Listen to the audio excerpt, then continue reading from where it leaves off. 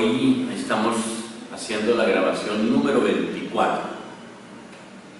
24 grabaciones ya al aire. 24 grabaciones que se han ido por el éter hasta la Patagonia.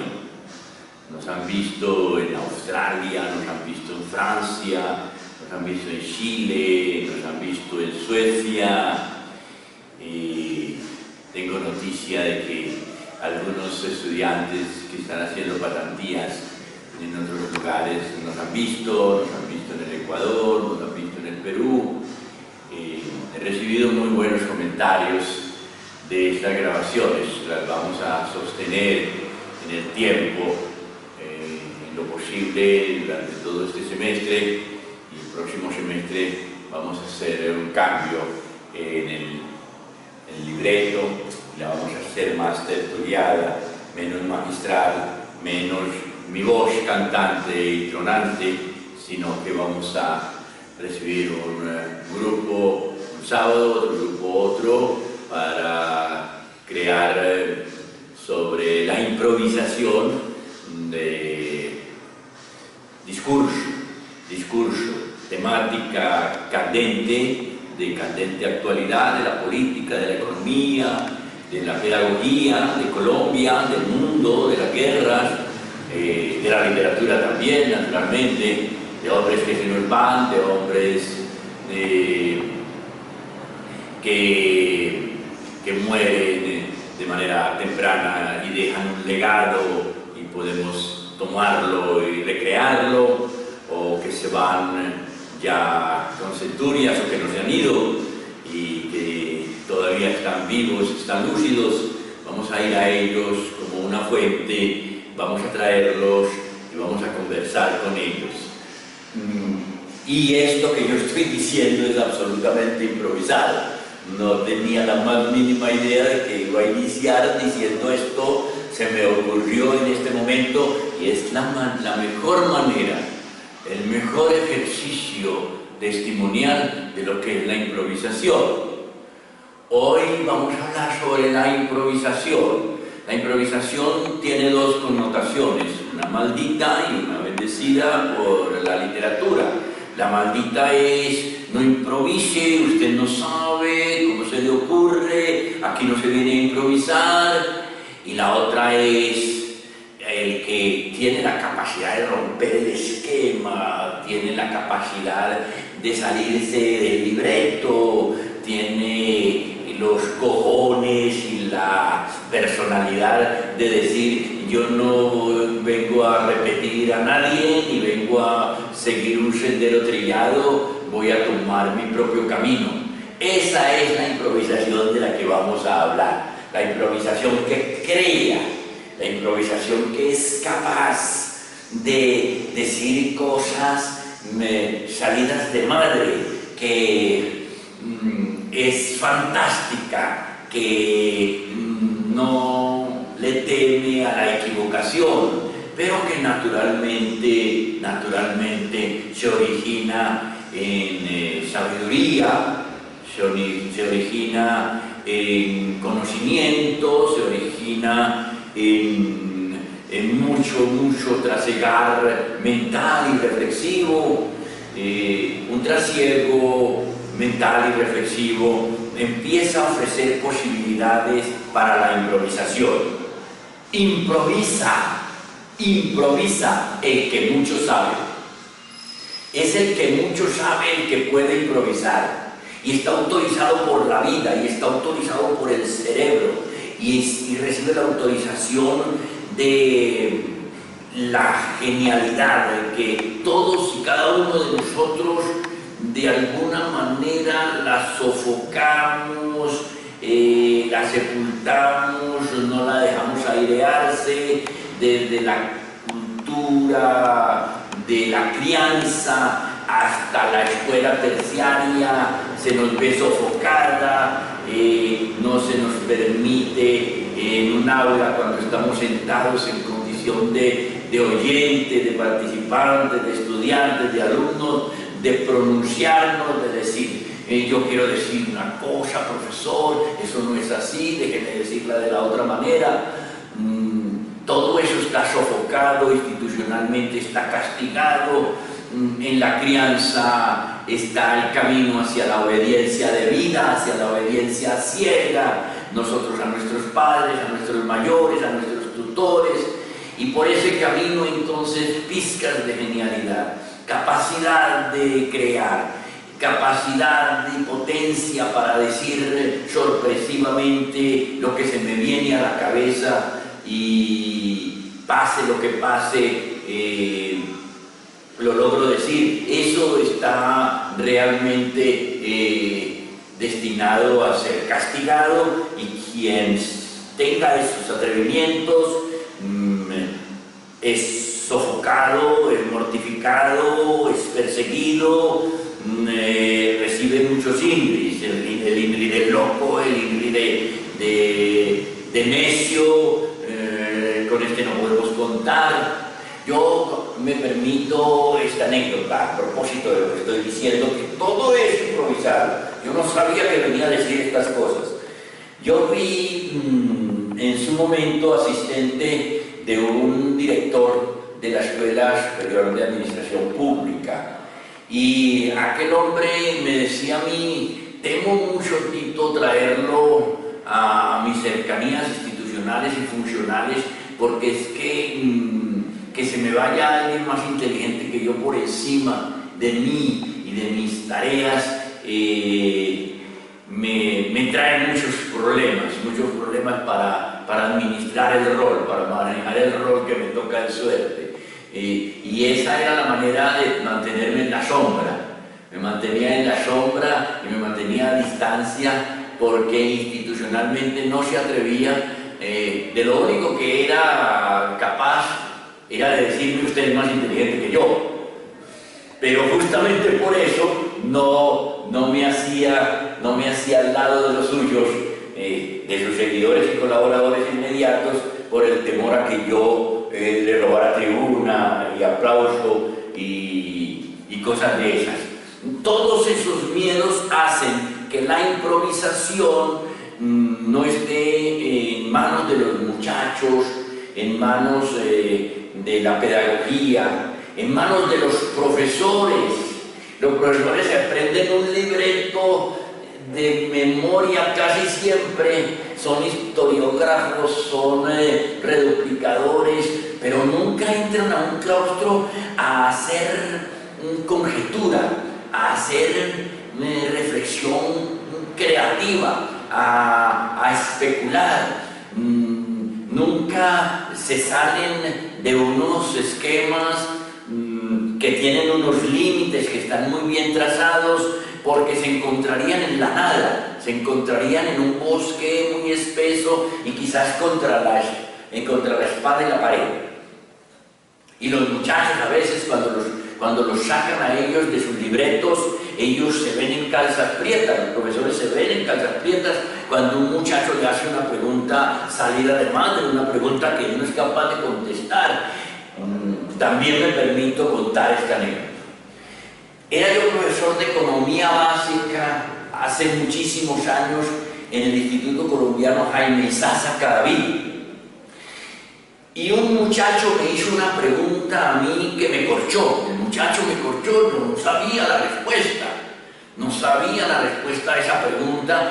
Y lo primero que se me ocurrió para salvar la situación, pues tranquilo, porque adentro estaba tranquilo, yo siempre me he sentido un animador, un motivador. Yo no soy delegado por Dios con la verdad absoluta y dominándola toda para venir a un claustro de estos a decir: señores, mi condición de familiar de Dios, el ser primo hermano de Él, me permite a mí decirles que lo que yo les voy a decir está autorizado por Él. No, en absoluto. Yo sé que lo que yo hago es, desde mi concepción del mundo, animarlos a ustedes para que ustedes terminen pensando con cabeza propia, reflexionando desde sus propias concepciones del mundo a favor de los oficios que nos ocupan, de las responsabilidades que tienen, y para que salgan bien librados. Y naturalmente yo en la universidad siempre pienso: aquí se vienen los muchachos a convertirse en estrategas y en directores y en ejecutivos de grandes proyectos, de líneas gruesas, estratégicas para la transformación de una sociedad, de un núcleo, de una comunidad, de un ente, de un proceso. Y por eso mi ánimo es siempre muy enfático, tengo muchísima fuerza para contagiarlos. Y en aquel entonces, frente a ese estudiante que me hizo esa pregunta, le dije: hombre, Carlos, muchacho que corchaste, jovencitos, el resto de ustedes quedan libres. Tú y yo nos vamos para la biblioteca vamos a consultar la pregunta que tú me haces y que yo no soy capaz de responder. Y nos fuimos para la biblioteca y los dos a dos cabezas, a cuatro ojos, nos pusimos a investigar, nos hicimos a toda esa información. Y a la otra clase llegamos a la información, al claustro, y el muchacho y yo nos sentamos como dos colegas, el uno y el otro, y nos pusimos a tertuliar sobre cómo habíamos hecho la investigación y de qué manera la habíamos hecho y qué se vino por cuenta de lo que habíamos ganado.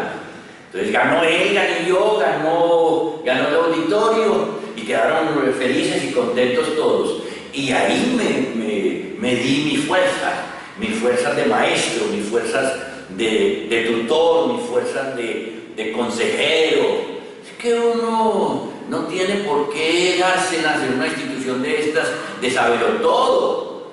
Uno lo que tiene que hacer es vivir la pasión cuando está en el claustro y manejar un discurso muy fluido y muy comunicativo, riquísimo en anécdotas, experiencial al máximo, vívido, que los muchachos que lo están escuchando sientan, que quien está impartiendo ese discurso siente el discurso, siente el argumento que está presentando. Y esto puede ser en cualquier área, por dura y matematizada que esté esa ciencia, es posible hacerlo. Es posible vincular la historia, vincular a los sujetos de la historia. Mire, hoy en Facebook me leí un articulazo sobre los Simpsons. Acerca de quienes están entre bastidores, detrás, invisibles, construyendo esas tramas y esos episodios extraordinarios de los Simpsons, que han de pasar a la historia, ¿no? Un fenómeno extraordinario de los diseños, del diseño gráfico, del dibujo animado, de la ironía cómica, del humor y de la sátira bien elaborada. Eso se va para la historia, eso tendrá centurias. Me leí el artículo que decía que dos de los autores intelectuales de algunos de los episodios de Los Simpsons que versaban sobre las matemáticas eran dos físicos de profesión, dos físicos graduados, dos PhD, que tenían un dominio que, hágame el favor, y a partir de la gracia y a partir de la ironía y a partir del humor muestran ellos de una manera muy objetiva y confiable y segura los recorridos de las matemáticas puras, de las altas matemáticas, de la astrofísica, y queda uno pasmado. Qué manera de animar para ir a un claustro donde se imparta matemáticas. Y están en Los Simpsons. Así es como se debe hacer una cátedra. La cátedra debe brillar por el calor que despida el animador, el motivador. De ser llena de psicorrigideces y tremendamente esquemática y ordenada hasta la monotonía y el gris de la monotonía. No. Yo cada rato, tú entras a una clase mía Tú que me recibiste sociología hace años, tú vienes a sociología y te quedas con la boca abierta de lo que yo estoy diciendo ahora. Completamente otro discurso. Porque es que yo no me repito, qué pereza repetirse. La vida tiende a ser rutinaria y si uno en su quehacer diario también la hace rutinaria, en su quehacer laboral también la hace rutinaria, pues hombre, está muerto en vida. Está muerto en vida. Si tú vinieras, mira, la clase, te voy a contar, el jueves la clase fue un espectáculo y te voy a decir por qué. El jueves yo vine con Milena, mi hija que tiene 15 años, va a cumplir 15 años ahorita en julio. Yo les había dicho a ellos, yo quiero que mi hija me escuche en un discurso académico, me vea en claustro, me vea más allá del papá, vea al profesor, vea al maestro, vea al académico, vea al docente universitario.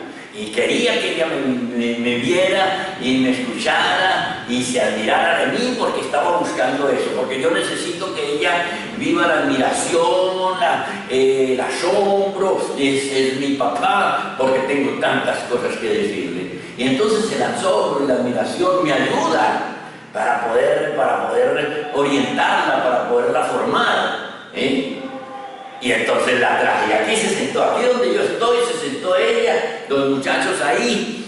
¿Y tú crees que yo preparé como nunca? No.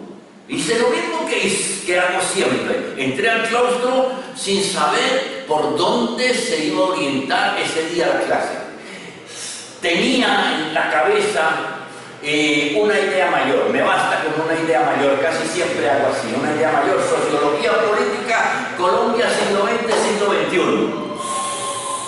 XXI. Y me abro a discurrir sobre la Colombia del siglo XXI primero. Y empiezo a construir el embrión de poder que se está gestando en la historia por cuenta de la ciencia y la tecnología, de la informática y de la comunicación. Cómo la ciencia y la tecnología de la informática y la comunicación hoy en día están moviendo los ejes de poder. Pero ahorita les estoy hablando a ustedes en un lenguaje muy abstruso. No, esto lo estaba diciendo lleno de anécdotas y lleno de gracias y mostrando estas máquinas y haciendo un poco de cosas, porque estaba Milena, y Milena tiene 15 años y Milena está en 8º grado. Y yo necesitaba que me escuchara el discurso con mucha claridad y lo absorbiera como una esponjita, ¿no? Y eso hice.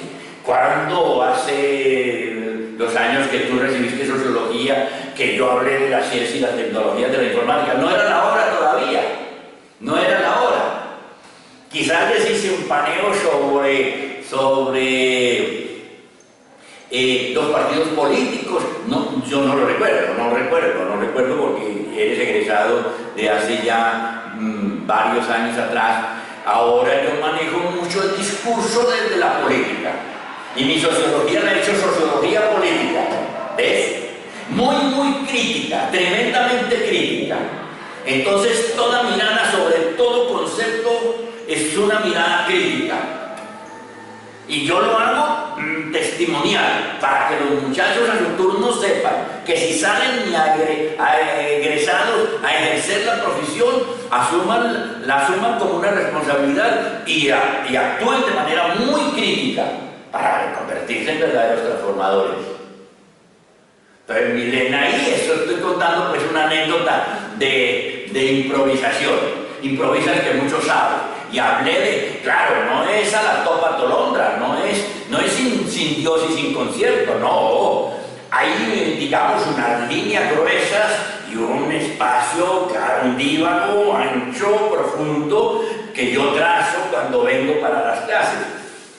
Es decir, yo tengo 65 años, soy un anciano.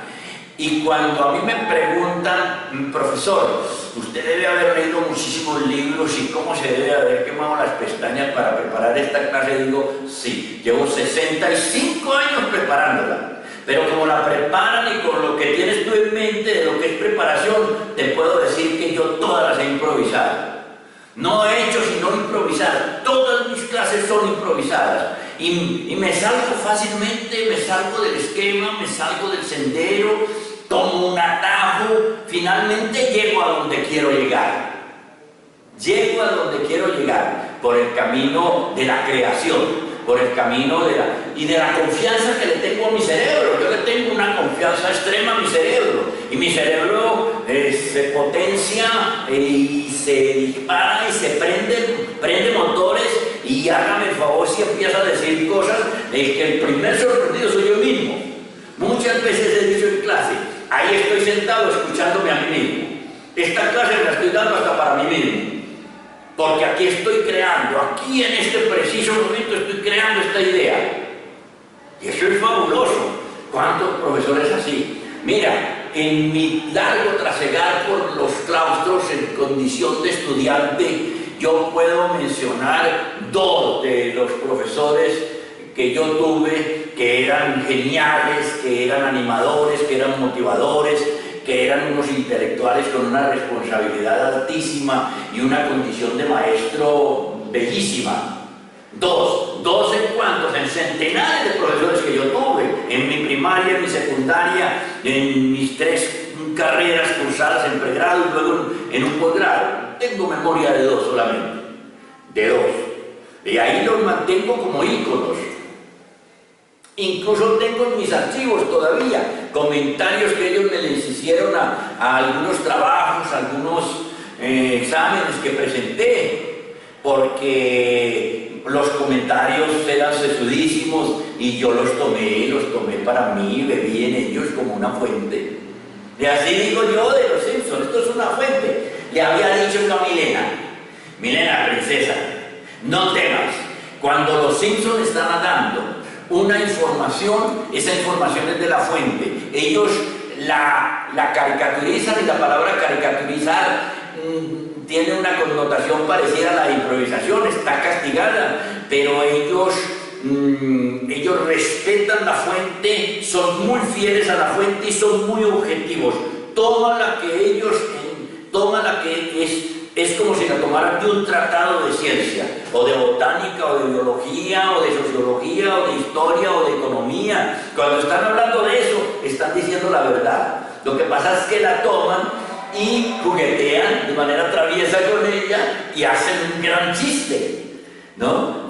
Cuando Homero se encuentra con Bush, padre, en el vecindario y se agarran, cuando ellos, la cabeza de Nixon, hay una cantidad de señales y de símbolos y de constructos teóricos para mostrar posiciones políticas en los Simpsons. Eso es una maravilla. Es una maravilla. Y uno dice, yo trato de ser así, yo intento en un claustro de estos, yo siempre he dicho, ya no puedo, pero he elaborado esta alegoría. Cuando yo entro a dar epistemología, desde el umbral de la puerta hacia el centro del escenario, dos vueltas canelas, una hacia adelante, otra hacia atrás, y cuando caigo en los 2 pies, abro los brazos y digo, jovencitos, ha empezado la clase, como si fuera el circo del sol de la filosofía, de la reflexión. Una maravilla. Y trato de mantenerlos despabilados y despiertos con mi discurso de filosofía, de epistemología, de sociología, que eso es dificilísimo. Pero sé que si los mantengo despiertos y animados y animosos, y que la risa en sociología, si vieras, en sociología la risa es tan como una constante. Siempre los estoy haciendo reír, siempre se están riendo, tienen unas licencias que hagan un favor, son muchachos ya 7º, 8º semestre, muy maduros, que han recorrido ya toda el 80% de su vida de pregrado en la universidad. Entonces han ganado ya unas solvencias que me permito yo auparlas, animarlas, para que en claustro podamos hacer unas dinámicas de mucho enriquecimiento para ellos. Créeme, te invito a que vengas un buen día de estos, que tengas por ahí libre en tu trabajo, y vienes a una clase para que la vivas. Es de nuevo tipo. Es del nuevo tipo. Yo sigo renovándome, yo sigo semestre tras semestre. La evaluación la renuevo todos los semestres. El discurso lo renuevo todos los semestres. Aquí han habido muchachos que me han asistido matriculados oficial y formalmente a la asignatura, y al otro semestre me dicen: profesor, yo puedo asistirle. Claro, no hay ningún problema, asísteme. Y viene y dice: pero profesor, eso no lo dijo usted el semestre pasado. Tranquilo, ni eso ni muchas cosas. Sí, aquí te encuentras con otra asignatura, pareciera otra asignatura. Yo no, qué pereza repetir un discurso, qué pereza, pero eso es extraordinario también. Improvisar, como decía yo hace un rato, improvisar está castigado, está sofocado, se le teme institucionalmente. La normalidad, la funcionalidad le teme a la improvisación, le teme al que improvisa. Y se prefiere el castigar diciendo: no, es que usted no sabe, usted no puede porque usted no sabe, y no venga a hablar de lo que no sabe. Cuando improvisar solo es una licencia del que mucho sabe. Esa otra cara maldita y perversa para connotar la improvisación, yo quisiera que la tiraran al tacho de la basura, y el RAE y todos los académicos nominados por la Real Academia de la Lengua, los autorizados en la materia, se dieran a la tarea de quitar de los diccionarios la definición de no improvise, como si se estuviera diciendo un anatema, si estuviera haciendo algo traído de los cabellos y de alguien que realmente no sabe dónde está parado. Esa improvisación es la peor de las definiciones que recibe ese bellísimo concepto de improvisación. Yo hace muchos años, aquí estoy leyendo, poco a poco he ido leyendo cuentos y relatos pedagógicos que yo construí hace unos 13, 15 años atrás, y dentro de esos relatos está uno que se llama Improvisando, que quiero leer y hacerle una lectura comentada. Quizás antes de empezar a leer voy a permitirme un ejemplo muy gráfico, hasta patético es el ejemplo, para mostrar qué es improvisación, y ya luego me voy a la tarea de hacer la lectura. Esto que yo voy a decir es fabulado, está inventado por mí, yo no sé si lo leí o no lo leí, si es cierto o no es cierto, no importa, pero el entramado de lo que voy a decir tiene mucho sentido y da cuenta de lo que es improvisación. Maradona, voy a hablar de Maradona, mejor jugador del mundo de todos los tiempos, mejor que Pelé, mejor que Johan Cruyff, mejor que todo, un genio con la pelota, solo con la pelota. Como persona es un indeseable, es un monstruo, es una cosa con ojos, pero como futbolista de altísimo rendimiento es un sin par. Era angelical para jugar al fútbol, era lo más bello que ustedes se puedan imaginar del fútbol, danza del fútbol, y el fútbol, naturalmente el fútbol circense, porque él era un dramático. Si el hombre llevaba en su cuerpo y en su corporeidad la gracia del teatrero, un teatrero morir. Pero el dominio, la fundamentación, la inteligencia, mucho más inteligente que Messi, mucho más inteligente que Cristiano Ronaldo. Yo ahora, entre Cristiano Ronaldo y Messi, escojo a Cristiano Ronaldo. Me parece más inteligente Cristiano Ronaldo, y me parece, dentro de lo clásico, griego y bello que tiene la estética del fútbol, es mucho más estético y más bello Cristiano Ronaldo que Messi. Messi siendo un fuera de serie también. Dentro de los fuera de serie, yo prefiero a Cristiano Ronaldo. Pero si yo voy a hablar de Maradona, Maradona se sube un escalón por encima de estos dos. Y por encima de Pelé. Queda como el mejor jugador de todos los tiempos, para mi concepto. Y yo he de decir que sé mucho de fútbol, que aprendí mucho a jugarlo y lo jugué muy bien, y que después lo aprendí a ver. Y soy capaz de hacerle filosofía al fútbol moderno y contemporáneo. Desde ahí es que digo con mucha autoridad que Maradona fue el mejor jugador y ha sido el mejor jugador de todos los tiempos. Entonces lo voy a poner siendo un niñito en una escuela de fútbol, haciendo las primeras de cambio, aprendiendo a dominar la pelota. Y entonces el instructor le dice que cuando desde el hemisferio derecho a él le tiran una pelota a distancia, que él la debe parar con la pierna izquierda. Y entonces empieza a hacer el ejercicio y hay un lanzador que se encarga de hacerle los lanzamientos y le lanza, y Maradona la para una vez, y Maradona la para 2 veces, y Maradona la para 3 veces, y 10 veces, y 20 veces, y 50 veces, y 100 veces con la pierna izquierda. Y ya cuando llega a la vez número 101, entonces Maradona dice, ya no la quiero parar con la pierna izquierda, la voy a parar con el exterior de la pierna derecha. Y llega y la para con el exterior de la pierna derecha, rompiendo el esquema. Y luego vuelve el lanzador y le tira la pelota, y ya el instructor está como enojándose porque como así que Maradona no la está parando con la pierna izquierda, sino que la paró con la pierna derecha. El lanzador vuelve y le lanza la pelota, y Maradona, en lugar de pararla con la pierna izquierda, ya tampoco la para con la pierna derecha, se sienta en la pelota. La para con su trasero. O cuando llega la pelota y toca el piso, el hombre pega un salto de ardilla y se para con los 2 pies sobre la pelota y queda en equilibrio.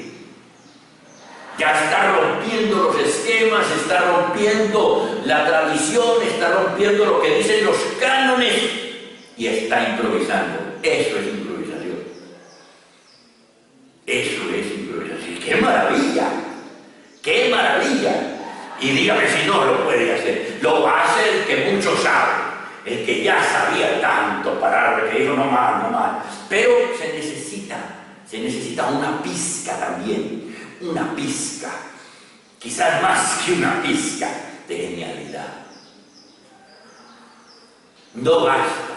Hay individuos muy bien fundamentados, tremendamente bien fundamentados, pero si se les mueve el libreto, se quedan sin recursos, se paralizan de pánico. Se necesita un individuo que desde el cerebro y desde la personalidad sea capaz de romper, sea un atrevido, un osado, un intrépido. Eso fue toda la vida Maradona. Ahora, como persona le faltó que se cultivara el espíritu. El tipo debe ser tremendamente inteligente, no sé como persona, pero pareciera que sí lo es, muy inteligente. Lo que pasa es que tiene unos vicios y tiene es tan remilgado, y muy resentido, es un ignorantón. Y la ignorancia ciega, la ignorancia bombardea la inteligencia y la apabulla. Mi mujer, se llama Beatriz, inteligentísima, con una inteligencia en concreto, una inteligencia de sentido común, una inteligencia para el detalle, para el anticipo, tremenda. Absolutamente derrotada por la ignorancia. Total y completamente derrotada por la ignorancia.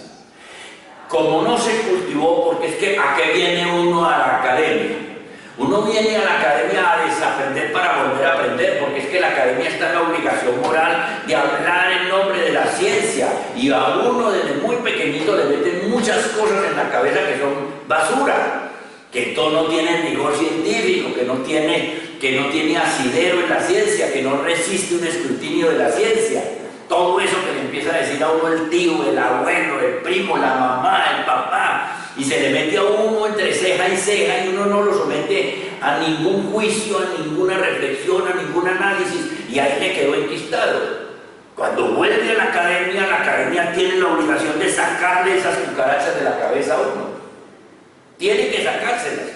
Si no se las saca, entonces, ¿qué pasa? Pasa que esas cucarachas apabullan, se comen el cerebro, se lo comen, no lo dejan operar inteligentemente. Esa mujer que camina conmigo ahora, solo porque ha empezado a admirarme y ha empezado a sentir un respeto y ha empezado en una quizás de años por la madurez en la que está entrando, que se está dando a la tarea de ponerse el delantal, de coger una china de esas para atizar el fuego y a matar cucarachas adentro de la cabeza de ella. Pero ella duró 20 años absolutamente tomada, poseída por el demonio de la ignorancia, porque la ignorancia es eso, un demonio el peor problema de la humanidad, no es la pobreza, es la ignorancia de los pobres. Muchos pobres podrían vivir con dignidad y con decoro sin ese resentimiento y esa rabia y esa actitud limosnera, mendicante y llena de bilis que atraviesa a los pobres por cuenta de la ignorancia.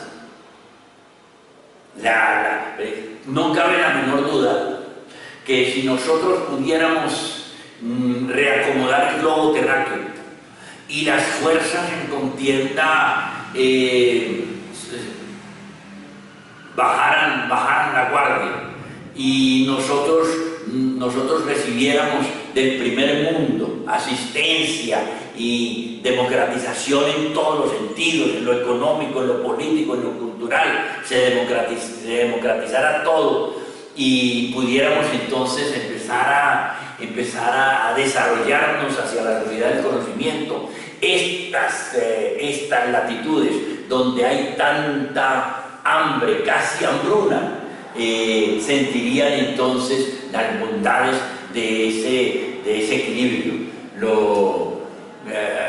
Lo que llamaban los comunistas de igualdad o abolición de las clases sería abolición de los terceros y los cuartos mundos hacia un mundo que fuera de primer orden. Y ese mundo de primer orden viviría en austeridad.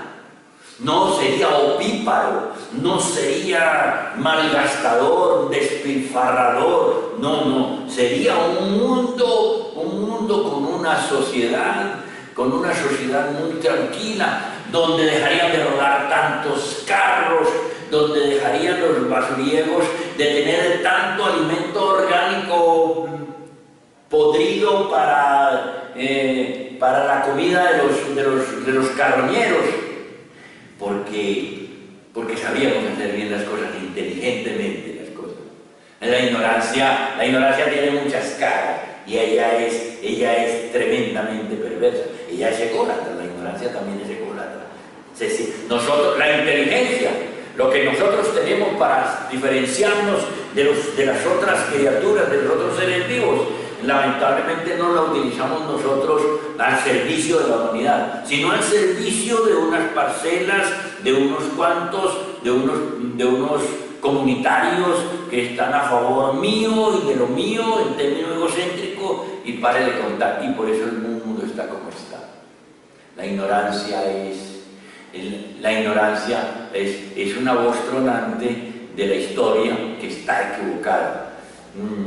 Hoy colgué también por Facebook, ya como para cerrar esto, colgué por Facebook un artículo que cuenta de una sanción ya punible en años de cárcel a un sacerdote por violador, ¿no?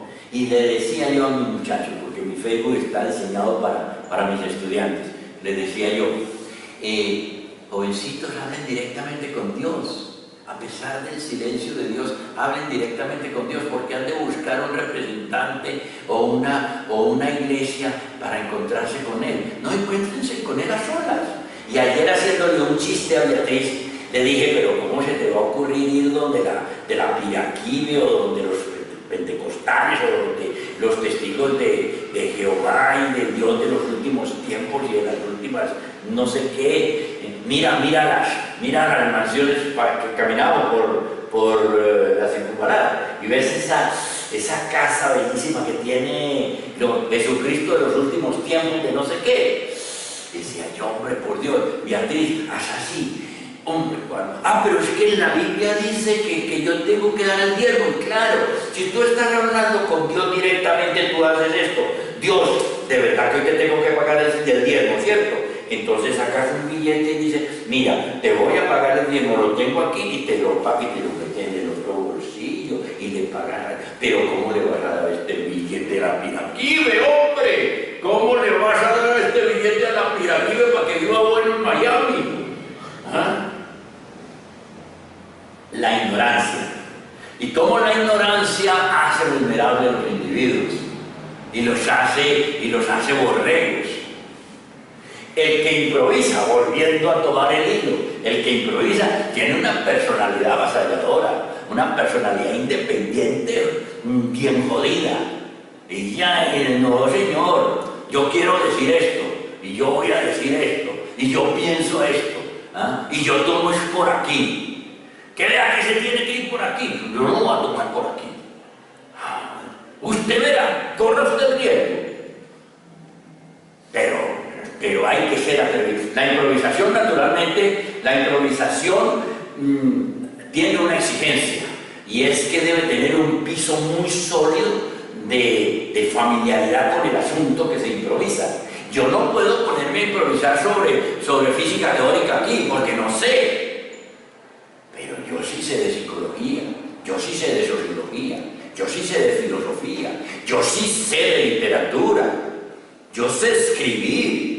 Yo he sido un muy buen lector. Eso me permite a mí desplegar mis alas y volar hacia mis propios territorios, donde me convierto en un escritor y le hablo de tú a García Márquez y a Vargas Llosa y a Carpentier y a Cortázar, ¿por qué no?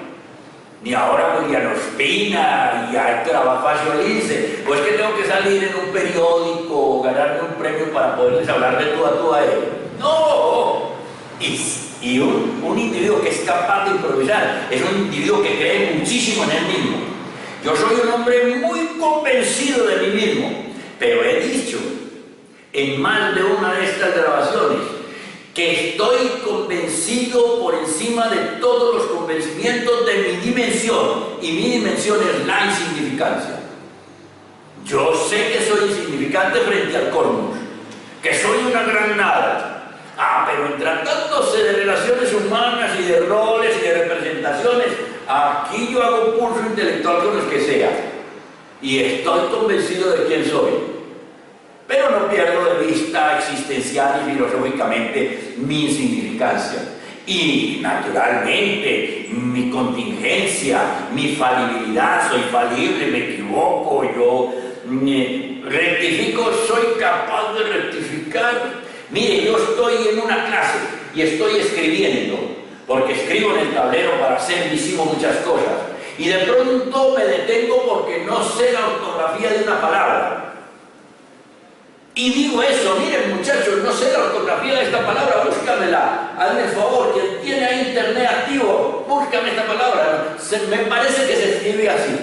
Pero yo no me quedo callado, como hacen casi todos los profesores, y buscan esa otra palabra o sinónimo, o buscan la comba al palo para que el muchacho no se dé cuenta de que uno no sabe cómo se escribe la palabra. Y yo soy un literato, y yo soy un morfólogo, yo sé de morfología, yo sé de semántica. Estoy en este momento escribiendo una novela y hágame el favor que, miren, les cuento. Antier, una discípula muy aventajada ella, que ya estuvo en uno de mis grabaciones, en una de estas grabaciones que se suceden los sábados, se llama Sandra Dayana Parra. Ella asistió a mi semillero durante todo el tiempo del semillero, cuando él era a las 6 de la mañana los sábados. Terminó su carrera, siguió un posgrado en literatura y siguió asistiendo al semillero. Esta es la hora que a veces viene a estas grabaciones. Y se convirtió en correctora de pruebas del sello editorial de la Universidad Tecnológica de Pereira. Es correctora de pruebas. Y yo la llamé porque yo estoy escribiendo una novela. La llamé para que me sirviera de correctora de pruebas. Y sentado con ella, el gran maestro, absolutamente humilde, aceptando las correcciones que ella me hacía. Sobre las tildes, sobre los tiempos verbales, así era ella. Así, tienes toda la razón. Aquí hay que corregir. De eso se trata. Mira una alumna aventajándome ya en un asunto que yo también sé, pero ya sabe más ella que yo. Ya sabe más ella que yo. Y yo le doy los créditos. Entonces no se lo voy a dar. Nunca me igualarán. No, de eso no se trata. Gracias a el conocimiento de conocimientos de mi insignificancia. Pero yo soy un hombre muy creído, tremendamente creído y arrogante. Tremendamente creído y arrogante en términos intelectuales, porque sé en qué mundo estoy. En estos días, en un alegato que tuve con alguien por razones comerciales, le decía, entonces es que para yo ser bueno tengo que ser tonto, hermano. No, así no me gusta ser bueno. No, si yo tengo que dar el brazo a torcer a toda hora para ser bueno, entonces déjame ser malo. Prefiero ser malo. Vamos a leer el texto. Improvisando. Dice, y está referido a las clases. Todas estas clases han sido improvisadas, es decir, creadas. El maestro no las ha preparado. Si prepararlas es someterlas al rigor de los esquemas y está rodeada de apuntes y de referentes bibliográficos, y eso se nota en su cuaderno manuscrito. Pero este texto lo quiero escribir sin permitirme la exégesis que le vengo haciendo a los otros, así que vine en primera persona, y esa primera persona es él, ángel de Jesús, y no yo, el escriba. Este es un juego de palabras aquí muy bello para darles pomposidad a estos textos que son novelados, que son literatura, son escritura creativa de alto turno, que para mí estoy absolutamente seguro. Entonces el párrafo dice, pero este texto, o sea, improvisando, lo quiero escribir sin permitirme la exégesis que le vengo haciendo a los otros. A los que nosotros, yo hablaba de ángel de Jesús y lo trataba en tercera persona. Aquí lo voy a hablar en primera persona. Así que viene en primera persona, dice el texto. Y esa primera persona es él mismo. Entonces, vuelvo y hago un juego ahí, un juego con las palabras. Ángel de Jesús, y no yo, el escriba. Es un juego muy bonito. En este texto, tú que estás llegando por primera vez a estas experiencias, yo me llamo Ángel de Jesús Satan Rey. Y Ángel de Jesús Satan Rey pues es una mofa a mí mismo. Ángel, imagínate, de Jesús, imagínate. Satan, entonces ya viene con. Y rey, ni Satán, ni ángel, ni Jesús, nada de eso soy. Pero es un gran chiste para nombrarme y poderme burlar de mí mismo. Jóvenes, naturalmente que la vida es más que la palabra, y este texto me servirá de disculpa para encontrarme con ustedes y hablarles de mi improvisación, pillándome en contradicción flagrante. Miren qué paradoja se viene en este texto. Esto es muy bello lo que yo escribo aquí. Jóvenes, naturalmente que la vida es más que la palabra.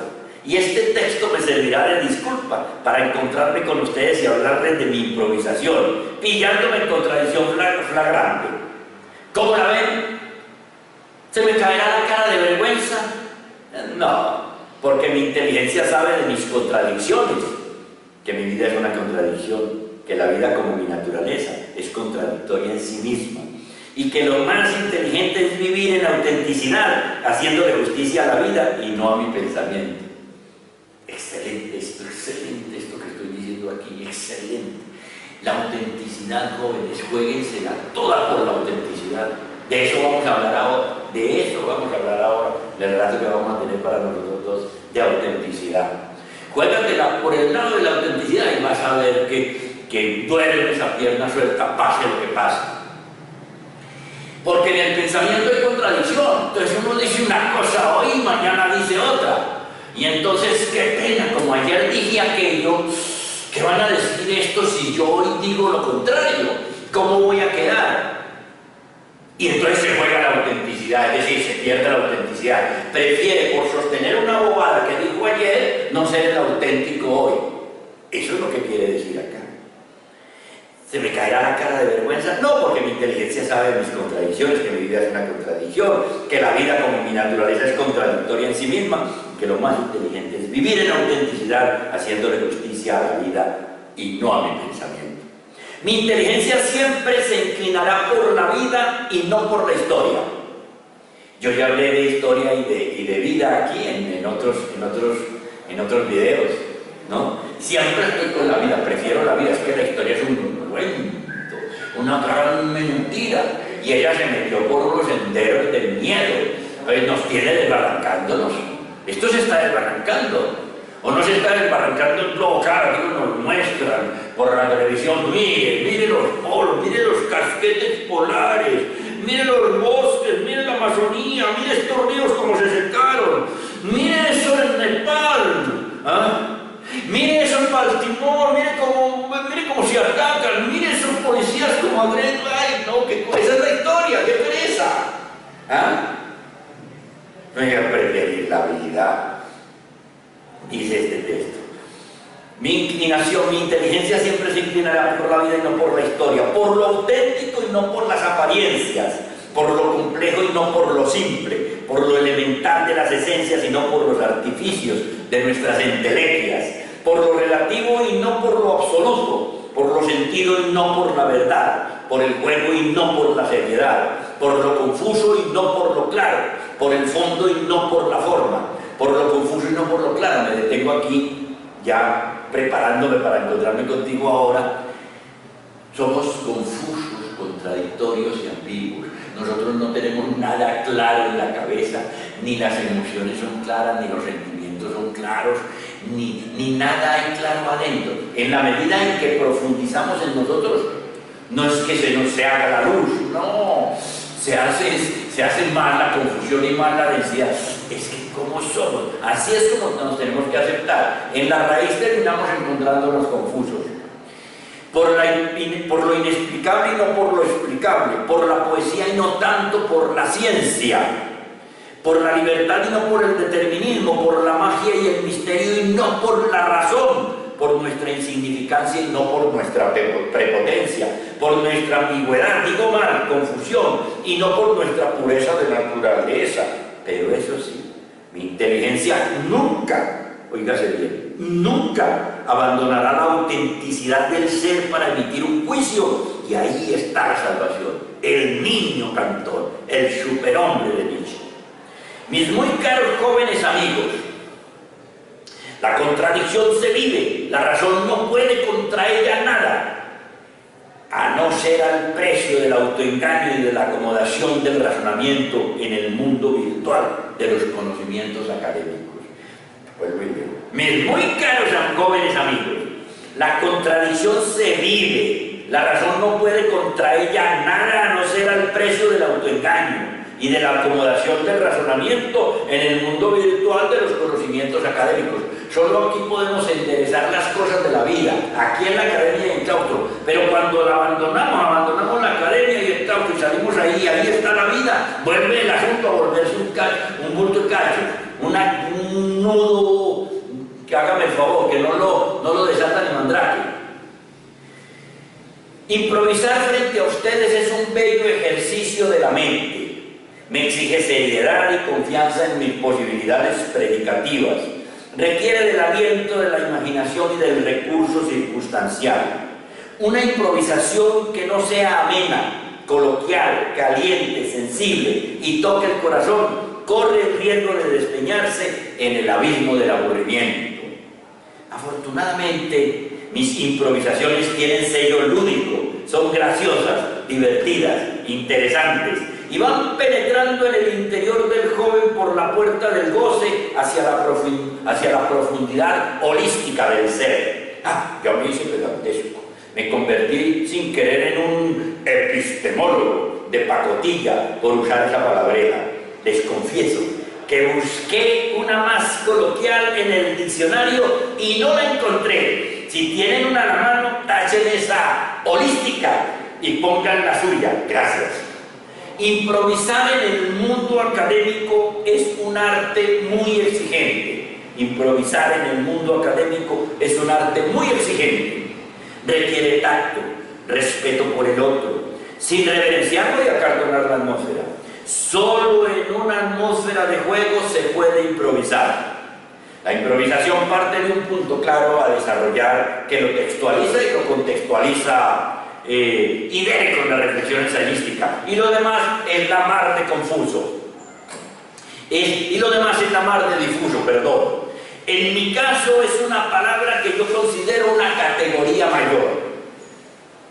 Alrededor de esa categoría mayor giran como satélites una decena de palabras claves, que las más de las veces son desbordadas por el momento mismo del juego.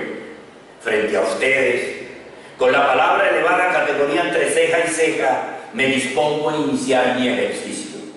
Y allí en ese juego, y allí en ese justo instante, ni yo mismo sé lo que va a ocurrir y por qué parajes tomará mi aventura mental. Una mosca no me distrae. Por el contrario, el insecto volador puede ser el motivo divino enviado por los dioses para montar mi juego al lomo de las alillas de la mosca y volar en ellas.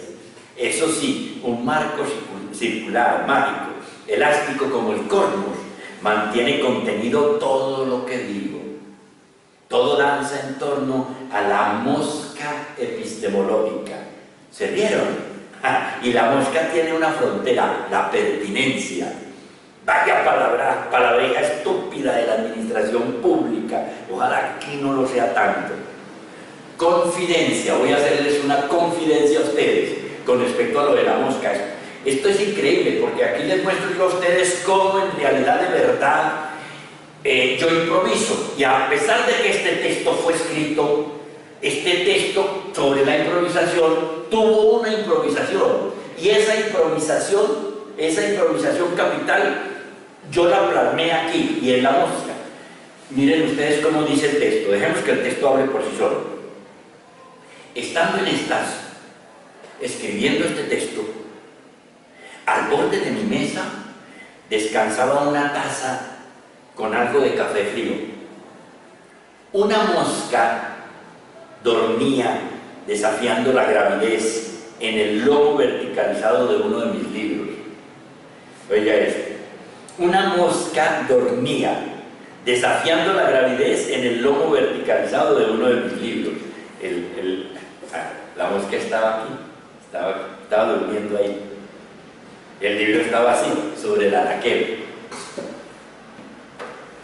Desafiando la gravidez en el lomo verticalizado de uno de mis libros. Yo la soplé. Yo estaba escribiendo cuando vi la mosca.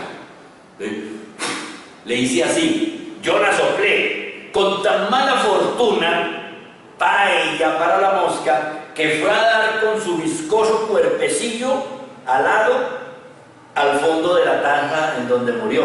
Aquí había una taza, aquí estaba el libro. Entonces, yo la soplé. Le hice así, como ella estaba dormida. Entonces, se fue adentro de la taza, en la que tenía un poquito de café frío ahí. Con tan mala fortuna para ella que fue a dar con su viscoso cuerpecillo al fondo de la taza en donde murió. Esa mosca, convertida en palabra, vuela ahora por estas líneas. vuela ahora por estas líneas, permitiéndome demostrar la improvisación, mientras la otra ya está en el tacho de la basura. La mosca convertida en palabra, y la otra pues naturalmente ya había terminado y dijo, uy, que le cayó una mosca a eso, mira, dejaste caer una mosca a ese. Y dice, no, muñeca, mira la sorpresa, se cayó allá, tráeme otro poquito de tinto. Y ella se llevó eso. Pero la mosca convertida en palabra es la que está permitiendo esta lectura y esta reflexión. Mis clases siempre son un mosaico variopinto del acontecer de la vida, de la historia.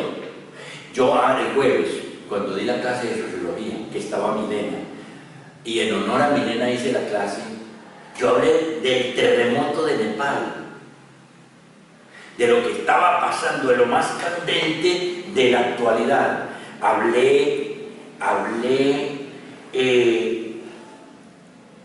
de las ciencias y la tecnología, la ciencia y las tecnologías de la informática y de la comunicación que están moviendo los ejes del poder y están concentrando demasiado poder en las redes sociales y están modificando lo mediático y el espacio-tiempo y la aldea de McLuhan. Hablé de todo eso, pero esos son aconteceres que estamos viviendo nosotros, ¿no? ¿Qué tal que yo, por no salirme de los esquemas, me mantuviera hablando de Durkheim y de Comte y de Spencer y peor, de Aristóteles o de Platón, me fuera para esos siglos a recorrer de manera monótona esa historiografía? No, yo los traigo y les quito esas túnicas y los visto como están vestidos ustedes, a Platón y a Sócrates, y los pongo a dar vueltas canelas aquí. ¡Qué pereza eso tan aburrido! ¿Cómo así que eso fue hace 25 siglos y los muchachos ahí dormidos? Y esto en candela. Estoy seguro que el martes que yo venga a clase a hablar con los muchachos de filosofía, voy a hablar del paro. Si se levantó, si no se levantó, cuáles fueron los alcances, qué fue lo que pasó, qué dijo Gina Parodi, voy a hablar de todo eso.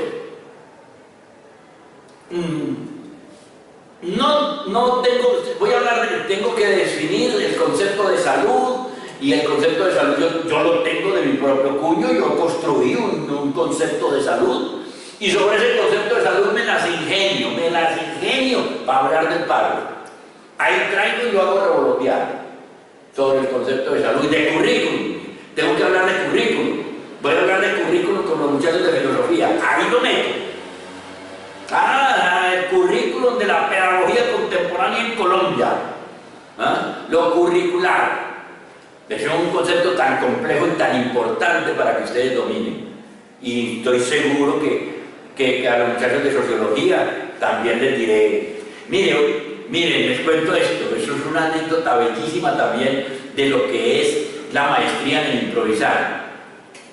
Tuve unos cálculos, todavía los tengo, pero ahí han ido expulsándose naturalmente y al son de las cervecitas que me voy tomando por ahí de vez en cuando. Pues un día di con mis huesos en una sala de urgencias y me dieron incapacidad como de 5 o 7 días. Y estuve en la sala de urgencias por horas y horas viviendo pues esa experiencia del paciente de urgencias que tiene que ser atendido porque el dolor me doblaba y en esa sala que era un pandemonio.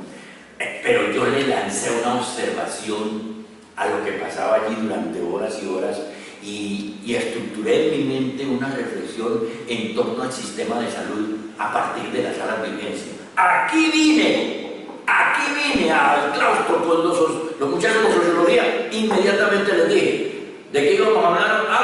Hoy vamos a hablar del sistema de salud en Colombia. Y les voy a contar cómo vive un paciente y cómo coopera un paciente que conoce la realidad colombiana al sistema de salud de Colombia, a pesar de la corruptela y de todas las cosas que pasan negras y satanizadas como están aquí en Colombia. El sistema de salud más que bien marcha, tiene un statu quo y tiene un nivel y se sostiene. En gracia a unos apóstoles de todo ese cuerpo multinacional multidisciplinario, que pasan por las muchachas que le dejan, que le abren a uno la puerta con el vigilante al lado para que uno acceda ya a ese lugar, hasta los médicos especialistas. Y hice una reflexión de 2 horas o de 3 horas, no recuerdo, con los muchachos de sociología en torno al sistema de salud. Improvisé. Ay, no, profesor, ¿usted por qué se pone a hablar de eso? Usted se salió del tema. Un bobo que diga eso hay que darle una pela en el fundillo. Hay que darle una pela, ¿o no? Todos quedaron satisfechos. Incluso hay 2 niñas allí que tienen unos casos muy particulares de enfermedad y yo los toqué y los aproveché. Hay una niña que sufre de ataques epilépticos, es epiléptica. Dije, pero tú estás bajo control. Si tú vivieras en Alemania y a ti te da una crisis, tienes un cuadro episódico, epiléptico, muy seguramente viene un helicóptero o ambulancia y te lleva. Aquí te tiene que llevar el amigo tuyo, el compañero, el novio, ni siquiera. Porque estamos en Colombia, no estamos en Alemania. Tenemos que luchar, ustedes quemarse las pestañas para que algún día tengamos esos helicópteros de ambulancia y esos hospitales de altísimo, de último nivel, para que tengan helipuerto arriba y tú puedas ser rápidamente llevada a una sala abollonada en donde si tú te vas a caer, si tú te caes, el primo, el hermano, el novio, el papá tiene que salvarte porque te golpeas el cráneo y te hace una lesión y te puedes morir. Pero en Alemania no, en Alemania hay unas salas especiales para personas que pueden sufrir de estos ataques, en donde el abollonamiento de las salas permite que los riesgos de muerte, de una fractura craneoencefálica, no se den por cuenta de lo bien de esas infraestructuras, lo bien pensadas de esas infraestructuras. Pero esas cosas a mí se me ocurren ahí. Y son de una lección de vida que hagan mi favor. Eso es improvisación. Bien, decía entonces aquí, mis clases siempre son un mosaico variopinto del acontecer de la vida, de la historia, del hombre, de la mujer, de la otredad, de la sociedad, de los sentimientos, de la colombianidad, de la academia, de la realidad, de la risa, del llanto, del juego, de la mentira, de la verdad, del sentido, del sexo, del extranjero, del tiempo, de la vida, de la muerte, de Dios, de la nada, de la moral, y todo ello el revoloteo circunstancial de una mosca. Ya una mosca que revolotea. Y entonces yo estoy hablando de sexo. ¿Cuál será el sexo de la mosca? ¿Y ustedes qué piensan? Y empiezo yo. Algo se me ocurre para trabajar y para meterme con la mosca en el sexo. De Dios, de la nada, de la moral y todo ello el revoloteo circunstancial de una mosca, de una hoja al viento, de una risa, de una carta de un joven que me cuenta su preferencia sexual y me dice triste que su tía lo expulsó de su casa cuando supo que era homosexual, de alguien que quiere irse para Francia detrás de una francesa con la disculpa del servicio a una ONG para niños diferentes. Tú que vienes de no sé si te acuerdas, un muchacho que estaba en una ONG francesa, o fue antes de ti, no lo sé bien, pero ese muchacho murió, ese muchacho tenía la posibilidad cierta de irse para Francia, un hombre de mucha calidad humana, un morenazo, él era de ébano, y él, ¿sí te acuerdas de él? Pues aquí lo estoy mencionando, es ese. Y otro muchacho, otra muchacha que se me acercó y me dijo, profesor, ¿cómo le parece que en mi casa no aceptan que yo soy lesbiana? Me dijo, mi mamá sobre todo. Le dije, no, pues vas a tener que dejar la casa porque tú el lesbianismo no lo puedes dejar, pero la casa sí, y tu mamá, y tú llegarás un momento en que tu mamá tiene que aceptar eso como una diferencia individual y no por culpa de su ignorancia de siempre estarla estigmatizando y considerando de manera satánica que es una aberración, un castigo de un Dios. El día que tú demuestres madera como profesional, ese día yo sé que se vienen abajo todas las resistencias. Hoy en día está pasando eso, porque la niña se graduó, y la niña se graduó con honores, y la niña ha conseguido unos puestos que hágame el favor. Y aquí está mencionada, pues no está mencionada con nombre propio, ni el muchacho tampoco, pero yo los tomo de la vida real, de ahí de la vida real los tomo. Dice, de alguien que quiere irse para Francia detrás de una francesa con la disculpa, pero él estaba enamorado de una de las peladas que en la ONG aquí en Pereira era francesa y la dirigía. Y como el tipo pues era un negro muy súper apuesto, pues todo mordido, esas francesas se mueren por esos negros que... Entonces no hay nada que hacer. Pero el muchacho se murió. De la presencia de Elena, del encuentro amoroso de anoche con Adiela, mi mujer, de alguien que llega tarde. Estoy diciendo, las cosas que me atraviesan a mí circunstancialmente, yo las traigo a clase. Y atrayéndolas a clase, las vinculo con los conceptos que voy a desarrollar. Aquí estoy diciendo que esa noche le había hecho el amor a mi mujer, pero aquí le cambio de nombre, ella no se llama Beatriz, ella llama Beatriz Adiela, pero aquí la pongo con el segundo nombre de ella. Del encuentro amoroso de anoche con Adiela, mi mujer, de alguien que llega tarde a clase, de otro que bosteza, del de más acá que duerme o del de más allá que dice un disparate.